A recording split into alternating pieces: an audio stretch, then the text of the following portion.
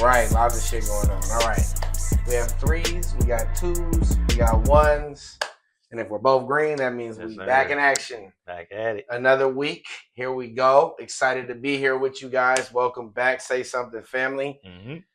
Anytime there's a little bit of a break, that means there's a lot to talk about. Right, As we always say, sports don't sleep. Mm-hmm. They're not stopping for nobody. So if we miss a couple weeks, usually it'll feel a little bit jam-packed. And so this show could possibly feel that way. But we definitely have a full agenda no matter what it feels like. Mm-hmm. Before we do any of that, we always like to do our traditions. And we do feel, especially with, what's going on with the world, the state of the world in general, very important, to have little check-ins with your people, check on your folks, make sure everybody's all right. You never know when a quick check-in might make a big difference. And just a conversation about mental health as well, making sure that it's not too taboo, right. To just have a check-in. So, Mitch, how are you doing? Let the people know. Man, everything's been going well so far. It's been a heat scorcher out here for the last few days, so trying to survive that out there with the coaching. Your boy's Farmer Tan is coming in. I'm hiding them right now, but man, I'm getting real dark out here, so it's been real tough out there. Yeah. Other than that, just been chilling with the fam, trying to stay chill. What about you? Man, excited to be on spring break. This is the first weekend of spring break, so I'm off this week of school. Let's go. Still got a couple things to handle with the internship stuff when you're at this, kind of the closing level as I am. There's certain stuff where it's like these dates just can't be bypassed, unfortunately. So it doesn't always align with your school. So that is what it is. At a certain point, I've gotten used to it with what this job requires in terms of like that level of flexibility. But I do get to take it off in other areas. But the main focus down the stretch right now is really this research project, right? Just getting it done. But just like these other things that I've said, I've kind of prepared for that. I've thought about it. So it's not quite as bad because I knew it was going to be bad. But, again, there's still a lot of trials and tribulations that come with doing something you don't like. Right. So for those of you out here who may be struggling with something like that, just remember you're not alone. A lot of us end up having to do things that we don't always want to do. But hopefully it'll all be to lower the amount of situations like that in my life. Once I'm able to go ahead and get this degree, lock this thing in, and begin looking at jobs. But I'm very excited as well for the summer and just the options that are there once I do graduate. Definitely plan to take a couple trips. And it's surreal that I'm 2 months, away from having my master's. So definitely, baby, let's go. Yeah. Big teams. Yeah. So it's been a long time coming, but at the same time, kind of feels like a blink. So that's life for you in a nutshell. But that's where I'm at. But I'm also a lot of butts, but I'm very happy to be back here, and I'm excited to just be back talking sports, man, yes, and to be watching sports as well because it's an exciting time in general. For sure, it's jam packed right now. Jam packed. So that starts us off with the NBA, just because I feel like there's some to talk about, but not quite as jam packed as some of these other sections. So let's get it out the way. And there's always our lovely Warriors within the NBA to be able to discuss. So we don't want to be skipping over them, even when things aren't the greatest, right?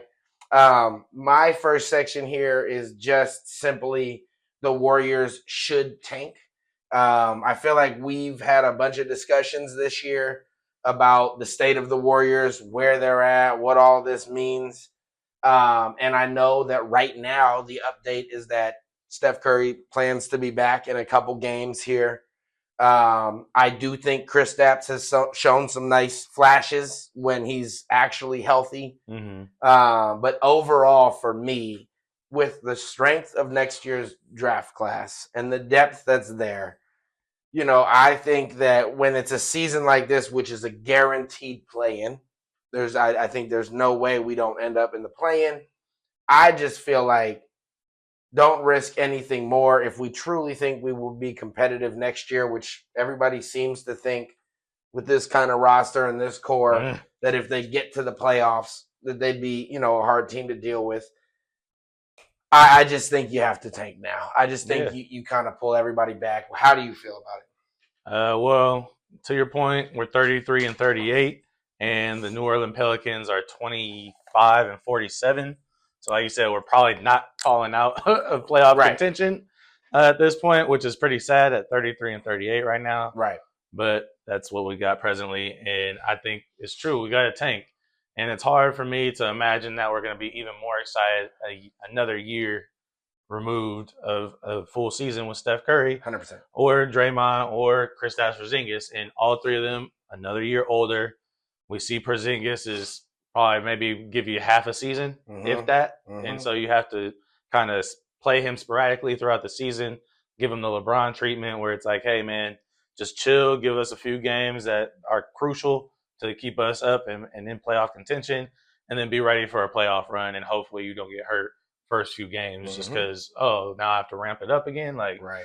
I thought I was trying to just be chill, but that's the only kind of thing I see with the current core of people we have moving Right. forward, and it's really going to be a huge deal to see how Mike Dunleavy in the front office move forward for the next few years because with how we're currently constructed, I don't see us getting any better. Yeah, we could have a few more games with the big three that might make us competitive for a few games. Right. But overall, for a 7-game series, relying on them to be the best three and the most healthy and just everything they need to be, it's hard for me to put that on a bunch of 35, 37, 39-year-olds unless it was us with a team like us, LeBron, or, Curry, LeBron, KD, just a superstar team of old guys. But like other than that, it's really tough to see. And having watched a few of the games, we're at 2-8 over the last 10 games.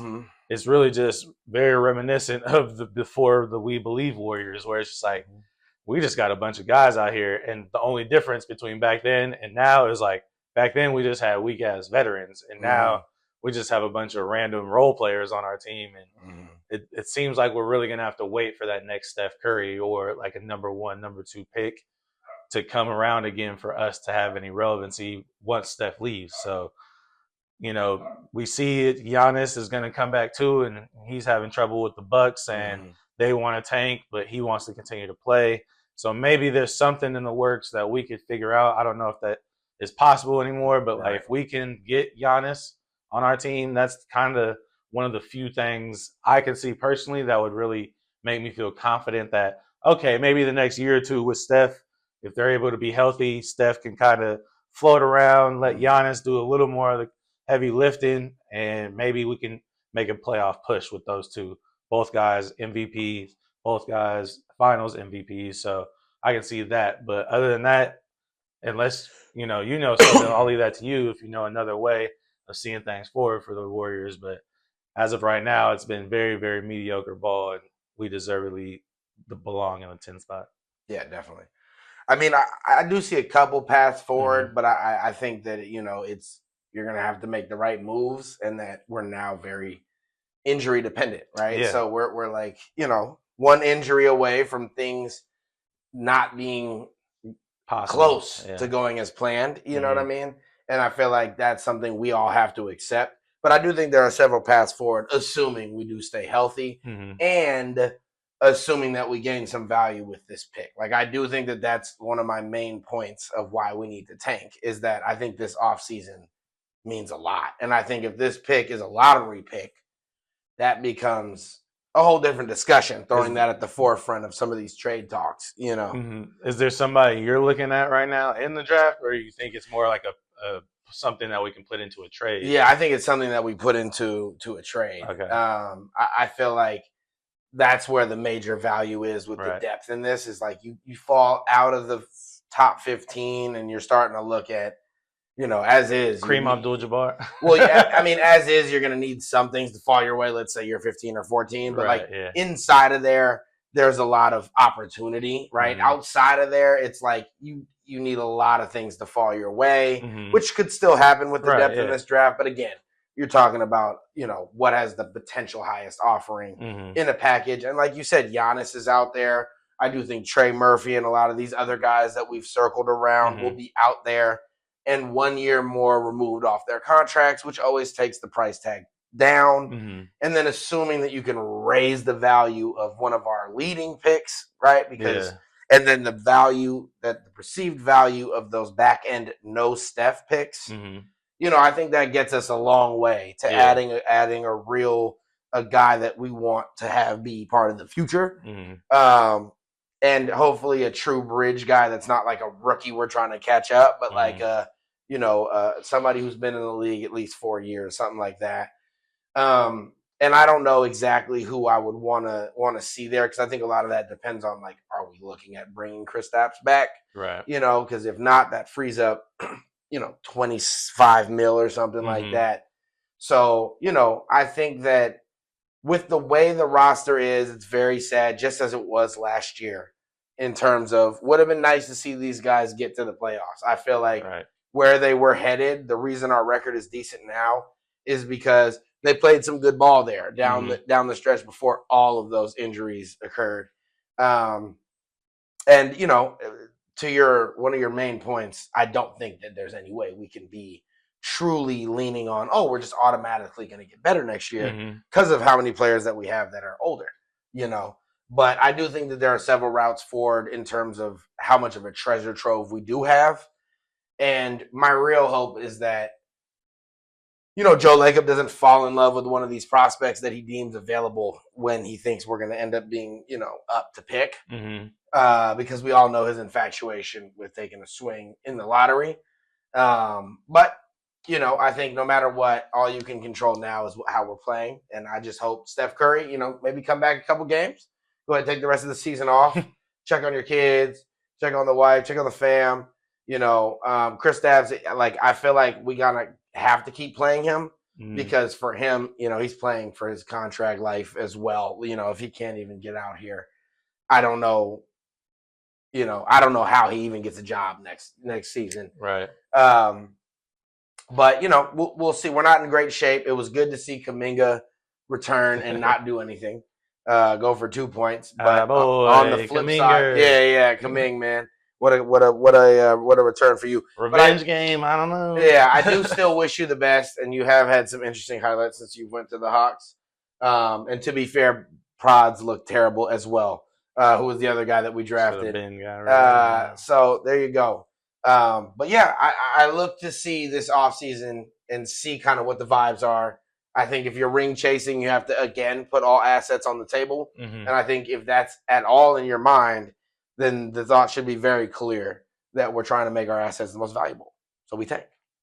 Yeah, I keep looking at these Wizards trades how they just traded for Trae Young and Anthony Davis. And I'm like, man, we need to figure out how to finagle something like that, because they really didn't give up much for two superstar players, and it'd be nice to get somebody like that for a good cheap price. Yeah, for sure. I mean, I feel like Anthony Davis is probably not going to re-sign, so it's one of those things where it's like you got him for like a year and a half, and if he even plays. And then Trae Young, I don't know. I mean, it sounds like he's down to re-sign. I don't know.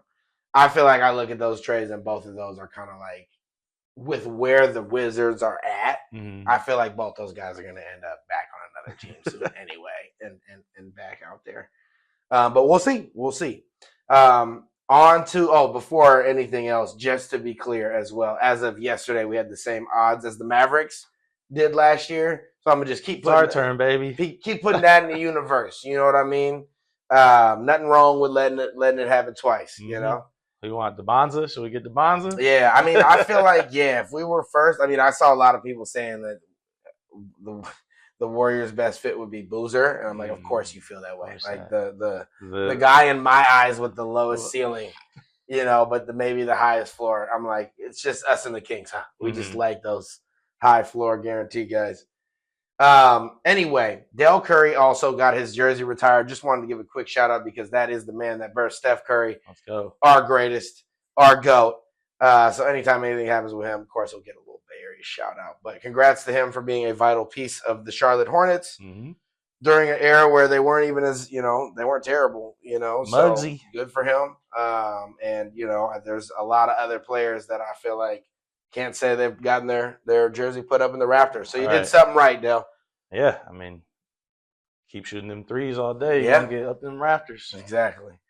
OKC as well will not visit the White House, citing timing. I just want to give a shout out to OKC for that. That is phenomenal PR work.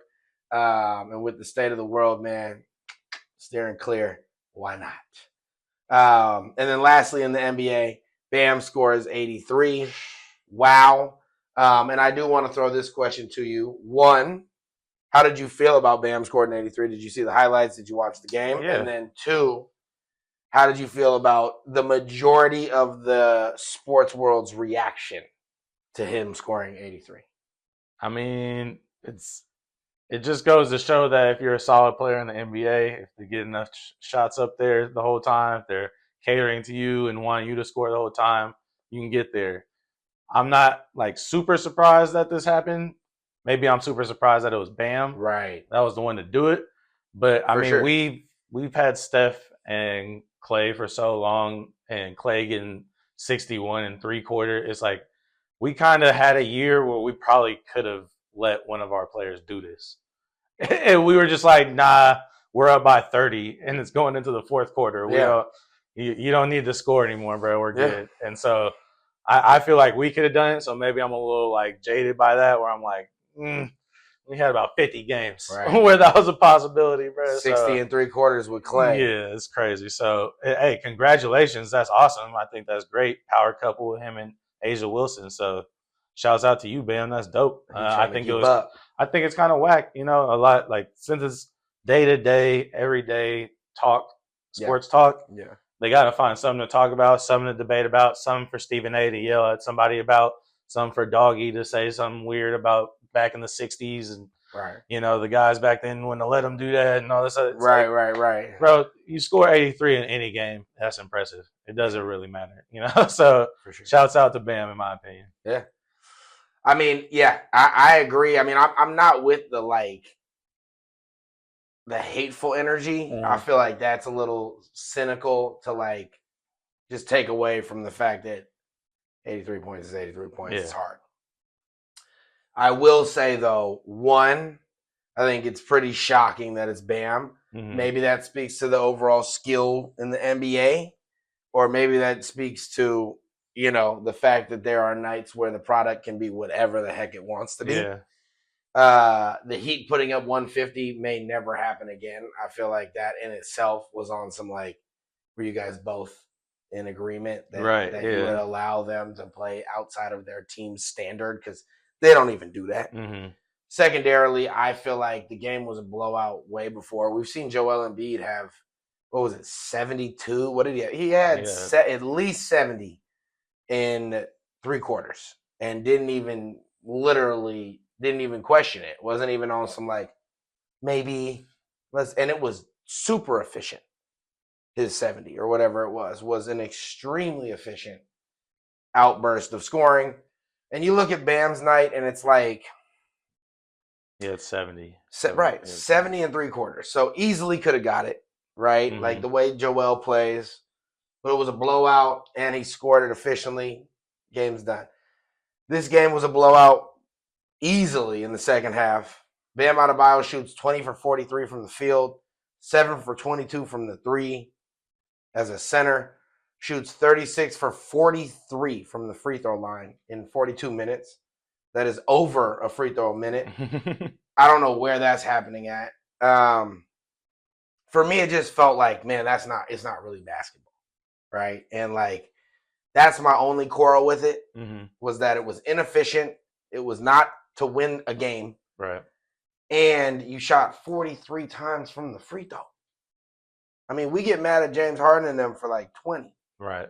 You are a center and not a Shaq center, mind you. Not one of these, we got to send you to the line, blah, blah. In 42 minutes. So and then I think that the issue people took with it is go to 81 and stay there. Fine. Even if you're going to do that, go tie Kobe's record. Mm-hmm. Gucci, you still talked about forever. Nobody's going to get it because you really got to do that kind of game to go there. Yeah. And so I think that was, at least in the players, the peers mindset, was that of Kobe's not even here. That's crazy to remove him from the books on something that, although he's not the highest, it was in the modern game. he was the highest scorer. But like, I feel like the way the media went at him was a little bit janky. Right. Like Wizards they don't have didn't a right. suck so bad. Yeah, it's like you guys, you're the media. You don't really have the right to say like, damn, he's not a good enough player. Mm-hmm. But I do think that I was pretty shocked, and then I was like, whoa, the reaction of his peers. Like there was a lot of people that was pissed. You know what I mean? Like, and publicly stating it, where I was surprised that they were willing to just come on wax that quickly in their reaction, including players like Tyrese Halliburton, who to me is like, he's just, I didn't know he even talked like that. You know what I mean? What was he talking about? I forget exactly what he said, but he was on his podcast just basically saying like, basically roasting how he played that night of like, that wasn't even real hoop. Like I think basically what he said was we all would get 81 if we played like that. And if the other team and shit like was just allowing that, like he didn't really get doubled down the stretch. Like it was stuff like that where it's like, come on, man, like you can't make some adjustments to stop this guy. Like, any team can stop one guy from scoring if they focused enough on him. And so it's just like, that's, I think, was mainly his point of like, now y'all are acting like he did something that we don't feel like we could do. Right, and that's all we're saying is like, if you pick any player that feels good about themselves and allows them to have that line, 20 for 43, 7 for 20, like none of it was efficient except for the free throws. And even then, it's like, you get a Tyrese Halliburton and a Steph Curry to the line 43 times. That's 43 points. Yeah. He's not missing many. So, yeah. I mean, I do think that overall it must have felt very weird for Bam. But I do think that that's the problem with this modern ball is that that's the only time I agree with the old heads. Is like, I don't know if y'all like him. I don't know if y'all are friends. I don't know what it is. And also, I don't know what's up with that coach complaining about it, but not just shutting it down. Right.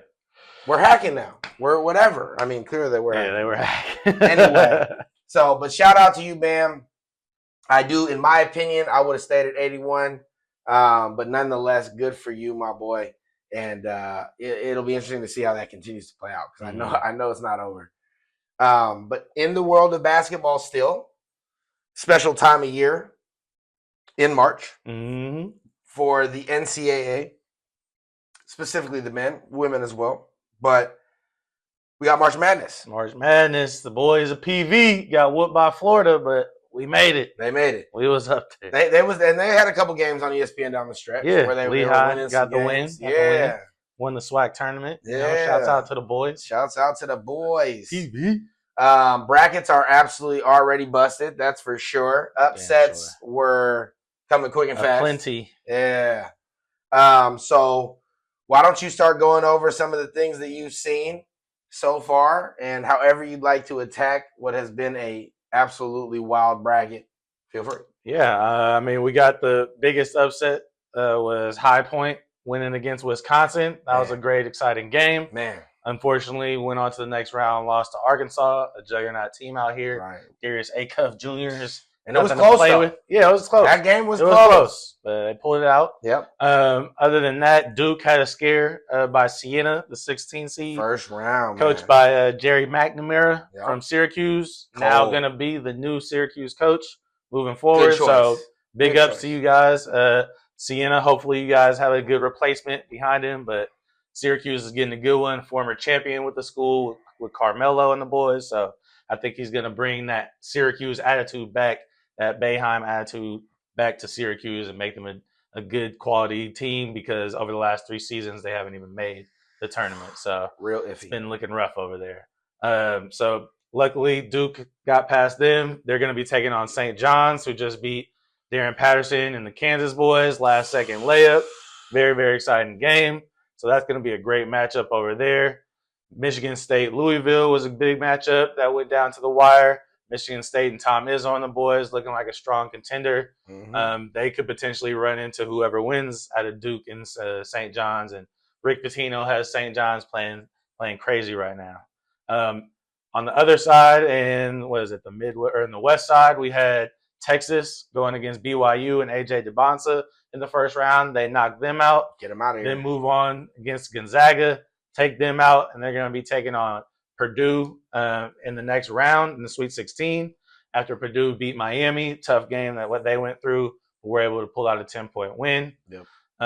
Right now, we got Iowa in a battle with Florida. Yep. Florida, number 1 seed, potentially could be an upset right now. So a lot of these games have been messing me up. Vandy took a loss to Nebraska. A lot of people were high on Vandy in the tournament. Yeah. Nebraska, though, has been a quality team. Was, I think, top 5, top 10 in the beginning of the season. Mm-hmm. And they've just been a team who kind of been under the radar ever since they had a couple of losses. But they can be the team that could really push Florida or Iowa, whoever comes out of that game. And then on the lower side, we got Illinois versus Houston for the next game. That one's going to be very exciting. Houston, we've seen over the last 2 years, has been a team that can always push for a championship. Mm-hmm. And Illinois seems to be the international squad right now. Yep. I think they got Page's son over there yep. balling out. So we'll see if that collection of international players can take on the whole, USA squad of teams and take over. Mm-hmm. And then finally, I want to shout out, we got Tennessee versus Virginia right now. Tennessee was able to beat out Miami of Ohio, a team that had been damn near undefeated the whole season till they lost in their conference championship. Everybody thought they were going to be a tough out, but Tennessee's taking care of business right now and potentially could win this one against Virginia to move against Iowa State, who has been a team that's been taking on everybody and dominating them after like a 20-point win against Kentucky, who had a good win against Santa Clara with a back and forth ending, 2 threes back and forth to end the final regulation, tied up, and Kentucky ended up winning it against them.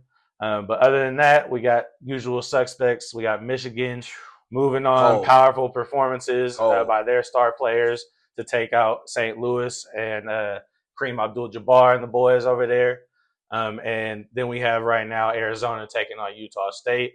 Arizona looking like a team that could potentially be a national champion. I have Duke and Houston on one side in the Final Four, and Michigan I think I have Duke and Michigan, and Arizona and who is it? Who's the other number Houston? 1 seed? Yeah, Houston. Is that what I said? You did say Houston, yeah.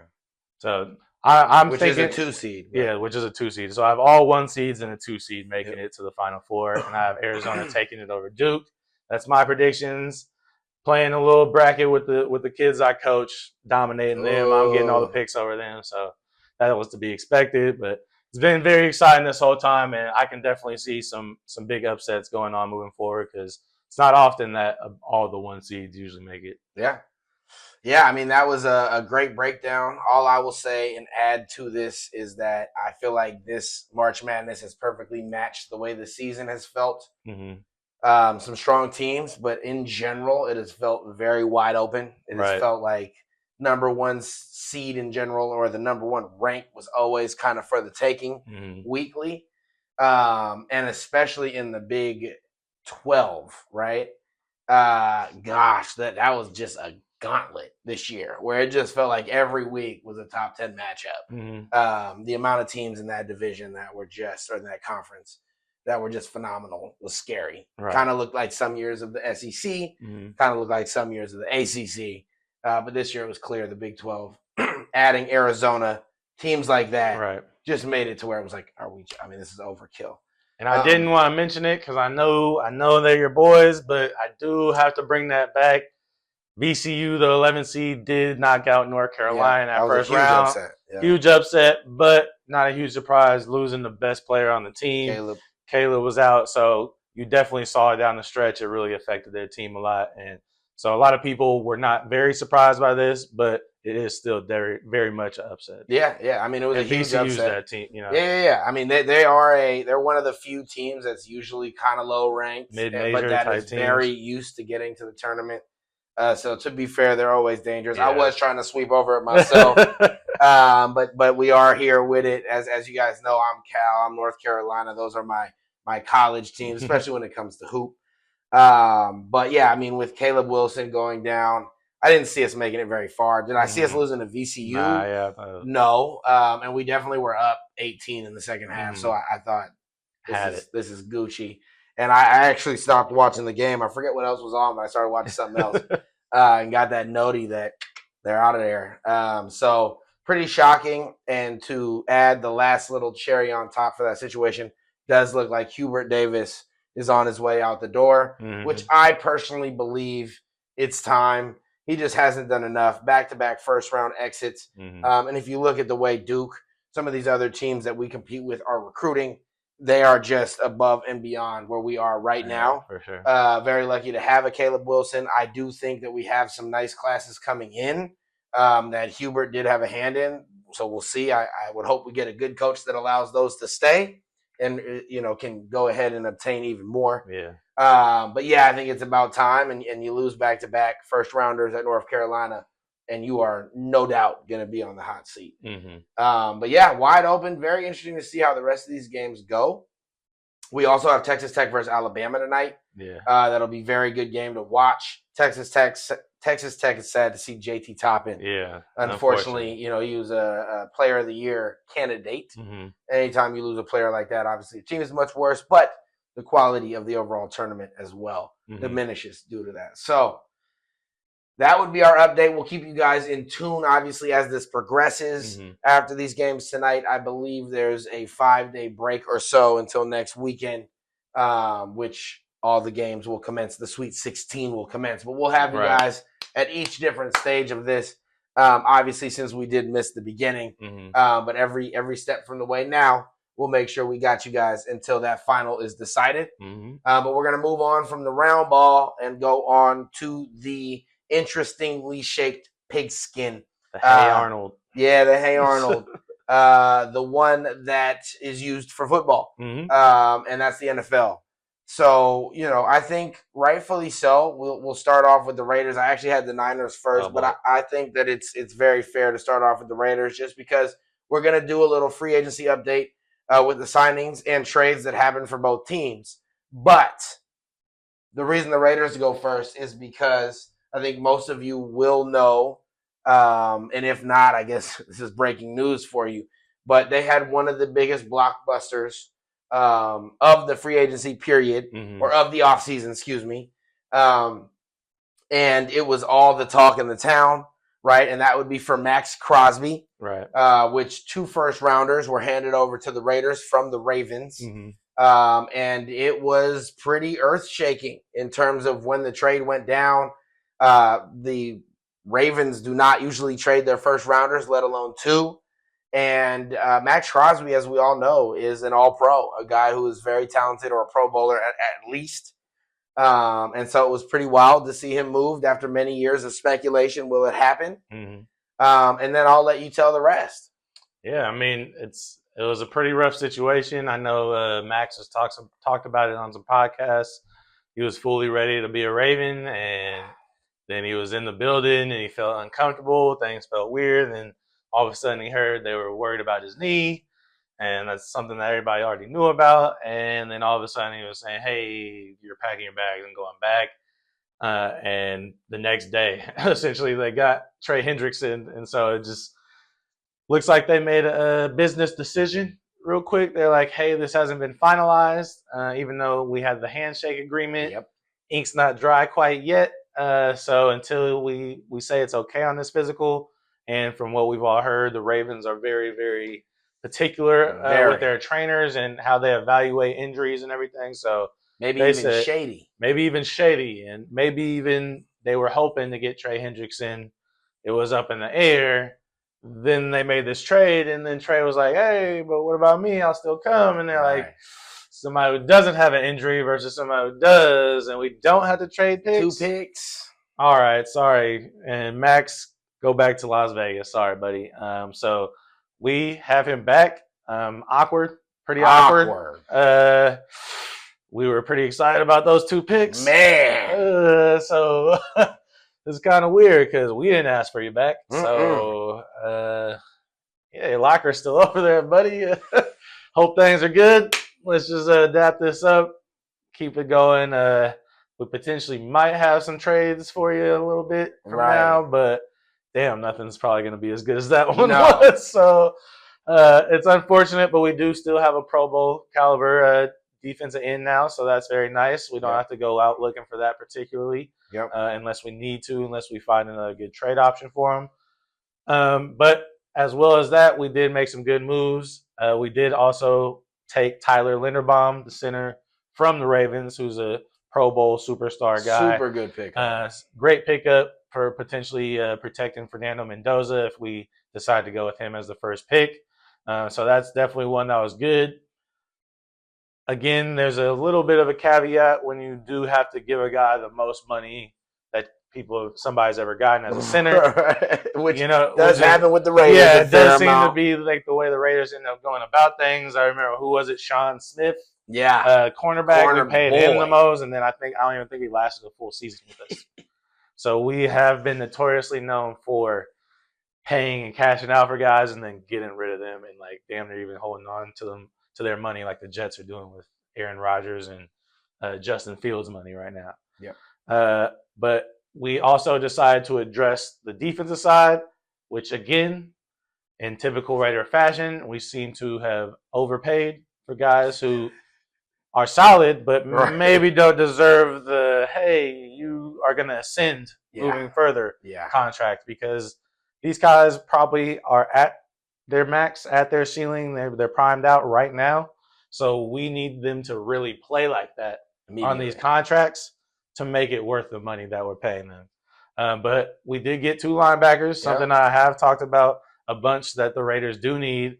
Again, though, they might seem more like tackling guys rather than like coverage guys. Yeah, coverage and making the rest of the defense good, because that is something we have needed.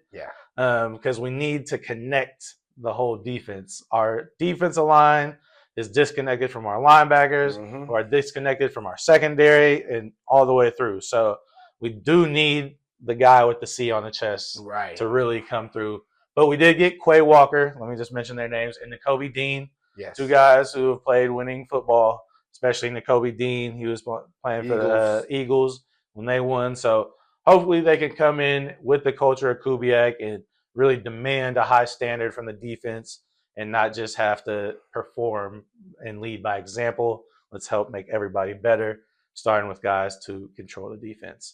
Both Georgia boys, too. Both Georgia boys, so they ready to hit somebody. Yes, sir. And then again, we did think we got rid of Max Crosby. Spent a lot of money. So we did get Kwity Paye, if that's how you say his name. Kwity Paye. Colts DN. We'll see another guy where it's like, we're paying first rounder. We're paying you for what you did, not what you could potentially be doing for us in the future. But again, it's just right now it's less about the person that we're bringing in and more about their personality and how they're going to fit into the culture that we need to build, because there's absolutely none right now. So this isn't a bunch of free agents coming into a well-oiled machine. It's like, no, you guys have to also kind of be like our centerpieces and like people we can rely on to help all these draft picks that we're going to get improve, so that in 3 years when you guys maybe might be moving on, we have a replacement guys that are going to be coming in and making an impact. So we're not just totally back to 2-14. Right. But we're building towards a team that could potentially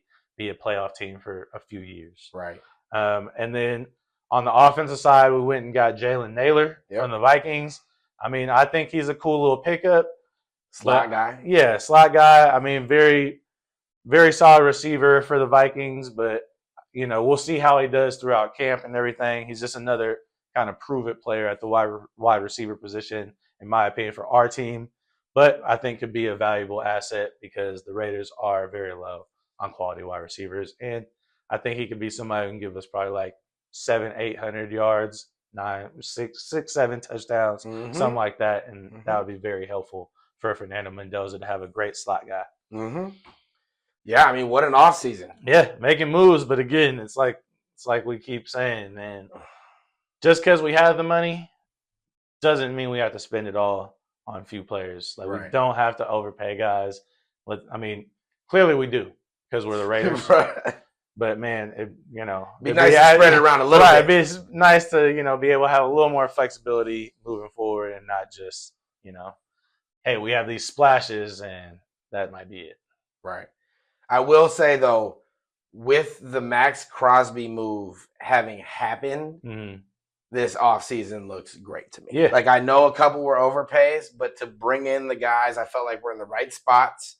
I think Linderbaum, you need to overpay because he's just the top guy and the top center available in terms of, like, across the league. Like, he's a top 3 center. Yeah. So it's not just like, oh, you're the top center of this free agency class. It was like he's going to reset the market.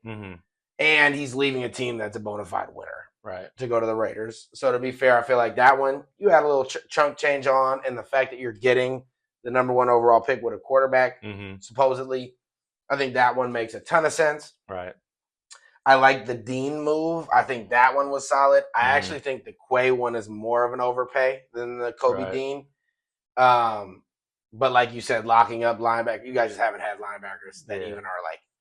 Well, we'll have random guys, but it's just like they're just on defense so much that they'll like lead the league in tackles. And it's like, I forget who it was, but bro who like played Spillane for a bit. Y'all had one of those. Well, what was the bro who like 1 year played for us and had the most out of it and retired? Right. Was that like Borland or something? Something like that. Yeah. Because didn't he play for the Niners? Yeah, exactly. But yeah, so I feel like if that Max Crosby trade had happened the way the money moved, right? Because him cutting off the books, I think a lot of the rest of this is just like stuff that you would be like, okay, we overpaid on Quay. I think Nakobe was like a slight overpay, but like that's a true starter. Yeah.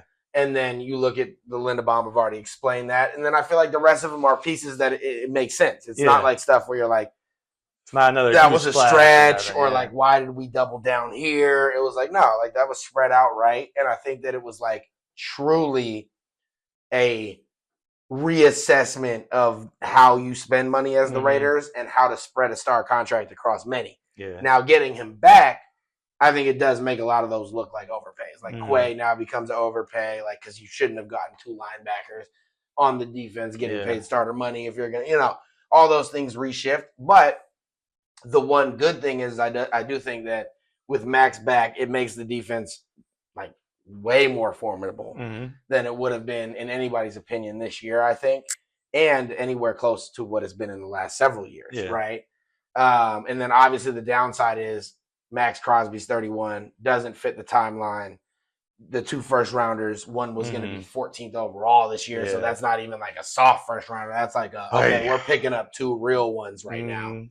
And I think that, it's like, to me, getting him back takes the offseason from an A to like a B minus, where it's like still a good offseason. We're very used to D off seasons from the Raiders or Fs. So to still be in the B range, I think is great. But I think that, to be fair to them, it was all in the assumption that the Crosby trade was happening. Yeah. And if that does happen and you're walking away with those 2 first-round picks and those guys picked up and Fernando Mendoza coming in, I think you could easily say that was an A, and that's no fault to the Raiders. So just tough luck, and I do think that a lot of the NFL reacted very poorly to how the Ravens did that, and I think a lot of people have said that the Costa guy, who's their GM, is shady and is like that and has done a lot of faulty handshakes. So shame on y'all. And if it really is true that it was like, oh, Trey was right on the other side of that door. I mean, I was hearing they wanted both, right? Which clearly was feasible with the money, but I could totally see they getting cold feet on the picks and then just feeling like, hey, if we're still going to get Trey, let's just go shift to that. And I do want to shout out the Raiders for re-signing Eric Stokes, because we do need a solid DB out there, and he seems to be a solid guy for us. Moving on to the Niners, I feel like we had a phenomenal offseason. I'm very excited about the approach we took. I didn't know what it was going to look like, but after this offseason, I do feel like it's clear that we're going for the Super Bowl, right? And that we're making moves that are geared towards adding on to this roster as opposed to completely getting younger. But great news with it is we lost absolutely nothing in terms of what would be key to also adding youth to this roster. And it was one of those true John Lynch masterclasses, in my opinion, in terms of how to obtain talent, retain talent without losing a lot. So real quick to just go over, obviously highlighted by the blockbuster edition of Mike Evans. Let's go. Huge 3-year deal. Really, at the end of the day, it's more like a 1-year, $13 million deal. more like a prove-it deal. We'll see for the rest of the contract. But this guy is a Hall of Famer, barring last season, right? He was on 11 straight of 1,000 yards years. Just one of the premier red zone threats, a true talent, and a guy that has said that he chose the team because of, one, we're always competitive, but two, he really wants to play with Brock Purdy. So that was a surprise to me. Did not see it coming. I for sure was not having the expectation of us getting anything close to a Mike Evans. I definitely thought we'd be getting a receiver, most likely with our first round pick. And maybe we also picked up a Christian Kirk, right? Maybe a guy like that, right? And maybe one other guy gets supplemented in there to make us feel good. That's what I was expecting. I feel like this is like a direct thought from the front office of, we just watched the Rams get Devontae Adams and have him score like 11 red zone touchdowns of 1 or 2 yards. And I feel like that's something that you guys would totally utilize without having to crush Christian McCaffrey for 5 plays to get in by 2 yards over and over again. Like, I feel like this was a huge safety net for that to be like, we have both options now. Absolutely. And, I feel like as well, it's one of these things where he also is a great blanket, right? Yeah. And the way Purdy plays, he likes to have blanket options. Likes to let him go get it. And the way Mike Evans, he's playing basketball out there. Yeah. Boxing out, loose balls is his favorite. He's jumping up to go get every 50-50 ball, right? So just super excited, man. And also just I'm excited to see that he wants to be here. Yeah, sure. You love to see a Hall of Fame caliber guy who's invested, especially in the later parts of his career, 32.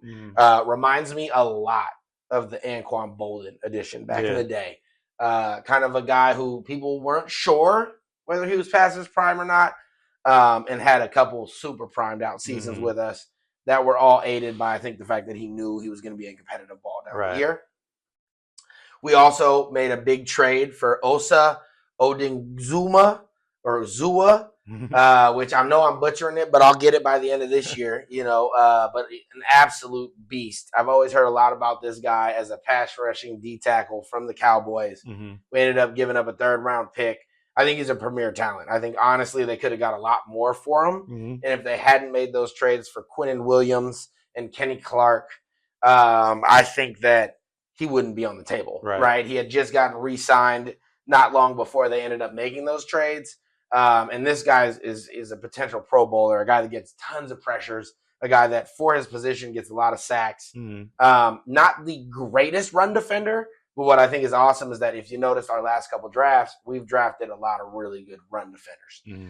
So I'm very excited to get a piece that is a true pass rush weapon and a guy that, if you go on to, any of these Cowboys fan pages, they are sorely disappointed to have lost this guy. And they were originally trying to send offers of, let's swap picks and we'll give you Osa and you give us Fred, crazy things like that, and so we ended up walking away with, here, take this 3rd round pick and we'll take that guy. So very happy to see that. Again, it's a guy who I think will help our rookies and a guy who's going to help our vets. And so you just love to see it. He's 26, so he's not old either. And he's going to absolutely ball out. And I think people should be terrified that our defensive coordinator, our new one, Raheem Morris, is getting a guy like that. Shout out to Raheem Mostert, man. Had some good moments with you. But I think Raheem Mostert's, Raheem Morris is going to love him. I can't get this Mostert guy out of my head. Hopefully we get one of those running backs like that this year to pop behind C-Mac because Lord knows he needs a little bit of relief this year. We can't have him rushing the way he was last year. And then also we added Dre Greenlaw, who I'm very stoked about bringing him back 1 year away with the Broncos. A lot of these guys are specialists, right? And not specialists in the sense of what they can do, but where they're maximized scheme-wise. Right. And it's clear that Dre Greenlaw within our scheme is a Pro Bowl caliber guy. And I don't necessarily think that he's not elsewhere, but I don't think it's as much of a guarantee. Obviously, he has to stay healthy, but you love to see him and Fred reunited. There were some posts already on social media, seeing them back together. Lovely. We also added cornerback Nate Hobbs, who was a former Raider and a former Packer. This guy, to me, it's a mixed bag. I don't think I'm overly excited. I think that, for the run defense, it'll be great. He's a good, step up to the line, hit somebody, get out of a block. not the greatest in coverage. But again, we got some good cover guys. So, kind of fits the mold Good compliment. of a lot of the areas where we may have been a little weaker last year. And I think in certain packages, him and Upton Stout will come up and just be wreaking havoc as DBs. And then lastly, we signed some O-line depth, Vidarian Lowe and Brett Toth. Both these guys, again, anytime, with the way our injury history is, anytime you can get more big boys in the trenches, you love to see it. And then the last key departures that we had were Bryce Huff retired out of nowhere, which I think actually will free up some money for us, hopefully, to reunite the Bosa brothers. That's one of my hopes. And he really just, he did some good things with us last year, but, not the greatest. So good luck with him on to his endeavors. I know he's starting a business of some sort. Excuse me. Good luck to you, my boy. And we also lost Spencer Burford. I don't know how you pronounce it, but he was an offensive lineman who had times where he would come in packages. But I think overall, very happy with these additions. I think we improved our defensive line. I think we strengthened our offense by getting both those receivers. And I think in general, we did well with cap management and adding depth across the board. So very happy about that. And I don't think the moves are necessarily done. But it'll be interesting to see, does the Mike Evans addition change what our first round plans are? Because I think everybody had a wide receiver locked. So Faithful, go ahead and put in the comments, do you think we draft a wide receiver still in the first round? Or do you think that Mike Evans addition is enough for us to say, let's go to the trenches where we're most comfortable drafting normally? But yeah, that'll wrap up right there the NFL. We have a little free agency in general. Yeah, that'll wrap up our teams. Do you want to go into some of the key moves that you've seen so far in the offseason?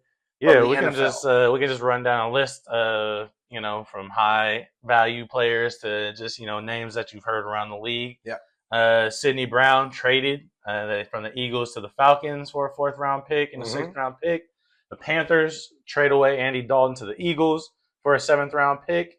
The Dolphins made a huge trade. They got rid of Jalen Waddle, sent him over to the Broncos. AFC West getting stronger and stronger for a 1st, 3rd, and 4th round pick. So that's going to be big for the Dolphins, who are looking to rebuild.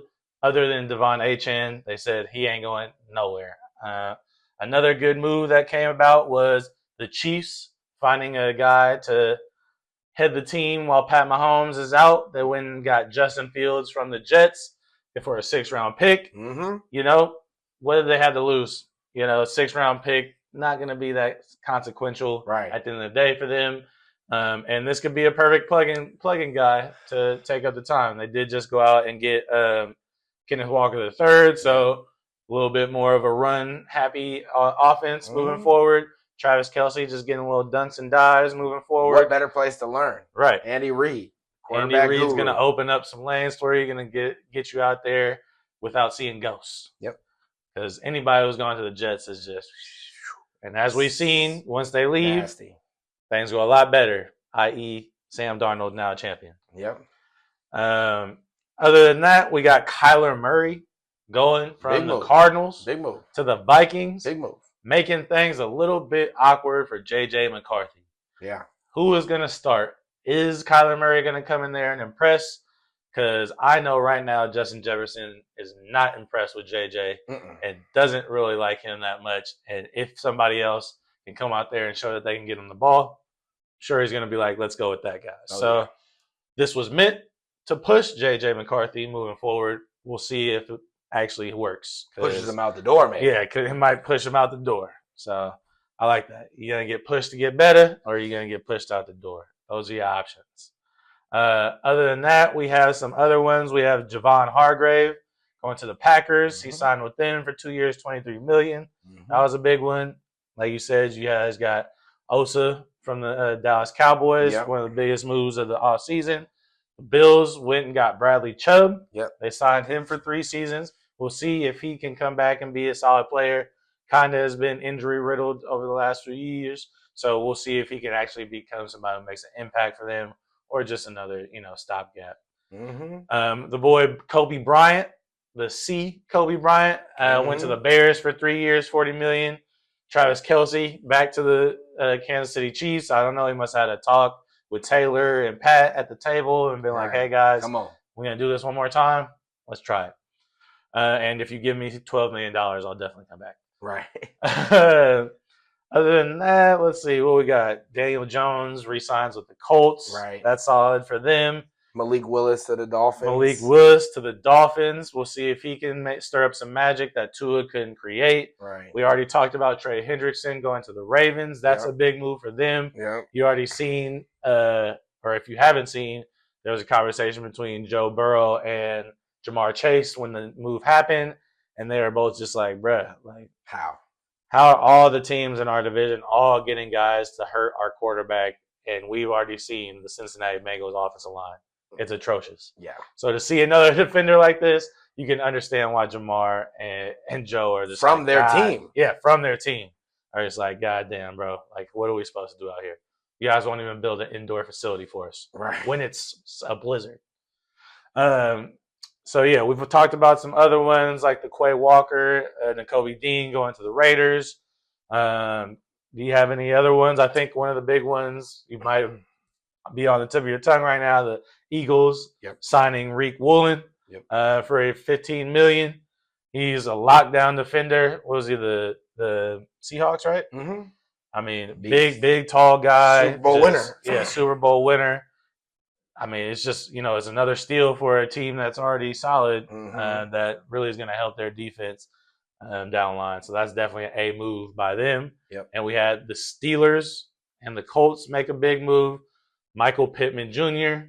going from the Colts over to the Steelers for a 2026 sixth-round pick. We'll see how that works with him and DK over there. Who's going to get them the ball? Mm-hmm.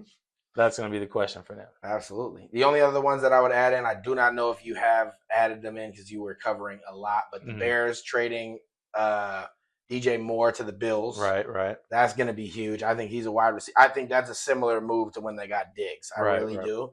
And then you have Tua as well. Where's Tua at? To the Falcons. To the Falcons, right. Back up. And then you got Packers trading for Rashawn Gary. Mm-hmm. That was a pretty and that's another reason that they let go of Osa to us because they had Kenny Clark, Quinnen Williams, and now Rashawn Gary. Right. And then also Chiefs trading cornerback Pro Bowler Trent McDuffie to the Rams. Mm-hmm. That was very early on. That was one of the first trades for a first-round pick and then a plethora of other picks as well. And we can't forget the Colts just signed Arden Key. I know everybody. Right. Oh, actually, David Montgomery as well got traded from the Lions to the Texans, and I actually do think in terms of the Texans and that's a reliable 10 touchdown guy. And then Pacheco is now with the Lions. Exactly. From the Chiefs. Yes. So they said, hey, we got Kenneth Walker III. Swap it out. Get on out of here. Swap it out. And that pretty much covers it. If there's anything that you think we missed, please put it in the comments. Of course, there has been lots of things going on in the NFL with free agency and trades. So we are just covering the ones that stuck out the most to us. And again, we may have missed some, but remind us in a friendly way in the comments, and we'll make sure we check those out. And the last portion we have of today's show would be in the MLB, the good old ball and a stick. And there was the World Baseball Classic, which is always, I think, intense, but I feel like lately has gotten even more intense and kind of intensified as an overall tournament. But yeah, why don't you go ahead and break down what happened? Yeah, I mean, I think one of the biggest things that has come from the World Baseball Classic is there's a lot of eyes on baseball at that time because it shows off the different cultures that are in baseball, especially the Latin countries really show out. Dominican Republic is just so excited to come out there and show that they're having fun out there. And that's something that's definitely a huge contrast to the USA approach, which is very much, I hit a home run. Militant. Good job, guys. We did our thing. Versus, I get a double. Everybody jumps out of the dugout. Everybody's super excited. You get a strikeout. The pitcher is going crazy, having fun. So that's something that, baseball has been talking, especially MLB, about is making baseball fun again, having these guys get excited. Hey, it's not easy to hit a home run. So when I do it, don't be surprised if I celebrate a little bit. That shouldn't be a surprise. It's one of the hardest things to do in sports. got a guy throwing 100 miles an hour straight at you, and he hit it out. Let me celebrate a little bit. Facts. And that's something that was put on display during the World Baseball Classic.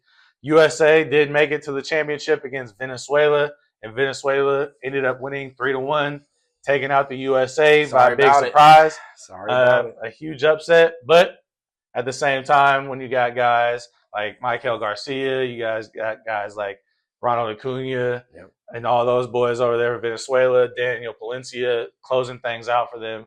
Absolute super stud.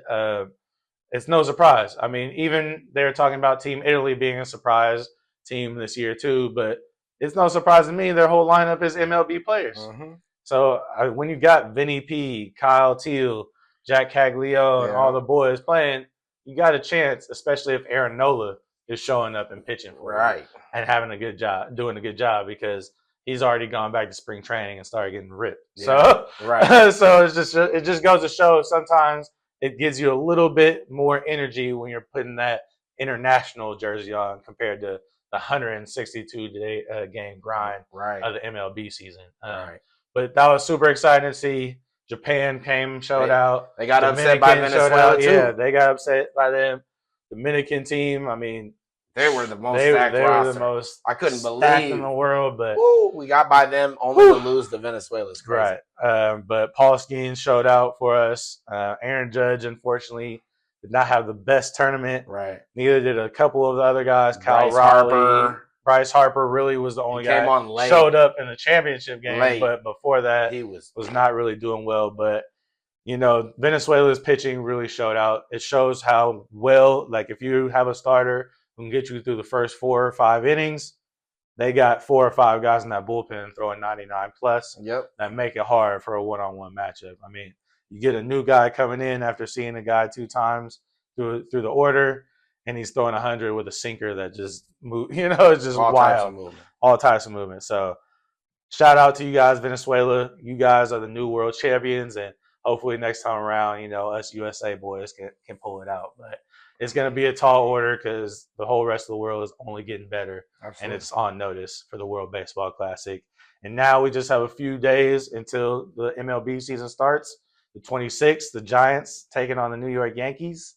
Going to be probably Max Fried versus Logan Webb starting out. So it's coming fast, you guys, and we got a whole lot of baseball coming. So hopefully your team is going to be exciting this year. There's a lot of young guys who are maybe going to be coming up a little bit later. A lot of them are getting sent back down to AAA right now. Even top prospect Connor Griffin is getting put down right now. Had a solid, not so impressive spring training. I think he had about 7 or 8 hits. 4 of them were home runs, so he's still got a little work to do when it comes to the high-quality MLB pitching. But if he goes down and tears it up in AAA like he's been doing, he'll be right back up soon. So a lot of excited players. You guys let us know who you're excited to see, what your favorite players are, your teams, and what you guys expect from your teams this MLB season. But like I said, coming on the 26th, we're going to be having opening day. Absolutely. The one thing I want to add before we leave that is I will say I do think it would have been a different outcome if Tariq Skubal had stayed with the team. I feel like it was a lot to ask from Paul Skeens from that point on. He did not let us down. Paul Skeens absolutely went at the Dominican lineup like nobody's business. Made me proud real fast to be an American there. I'm like, we do got certain sports still like that. But the drop-off was huge. I mean, going to Nolan McLean, to be fair to him, or whatever the guy's name was. Nolan McLean, Who's a baller. No, he's new. But, like, that's a big drop-off. And I think, you know, had it been righty-lefty of the 2 top guys, 2 Cy Youngers, I do like our chances a little bit more. But, hey, you know, we all got to do what's best for ourselves and our team. And I know that Tarek felt like I got to get myself back and not risk anymore. But I know he definitely had mixed feelings. Yeah. And kept speaking out about, It's also tough in the championship game with, like you said, Bryce Harper had 2 of the 3 hits. And the rest of the team was 1 for like 40. Not going to win a game like that. Nasty work. And then, I went to the last thing that we'll leave it on for tonight's episode is I went to the Oakland Roots opening night. Let's go. Shout out Roots. Yeah, for us out here in the Bay, you know, they started off the season 3-0. It was a nice 2-1 victory on opening night. Yes, sir. Good to watch. They were playing a team from New Mexico. Okay. So it was good to see. E40, Marshawn Lynch, some of these guys have gotten behind this team financially. So, you know, it was great to see E40 performing there. It was also great to be back in the Oakland Coliseum. As we all know, you know, it's great to see you know, they've played at Laney, they've played at CSU East Bay. So it's great to see them really in the Oakland root area. Right, And always fun again to just have a night where, you know, you're back in the Coliseum, seeing a performance, seeing a team play some sports, and getting some fireworks. Seeing the hieroglyphics on the walls from the old school, all the rain, and the sewage coming down. Exactly. Good old times. For real. Because, you know, what's crazy is it reminded me of how much they still were cleaning that A's Stadium when the A's were there. And that's saying something. And that's saying something because it was nasty.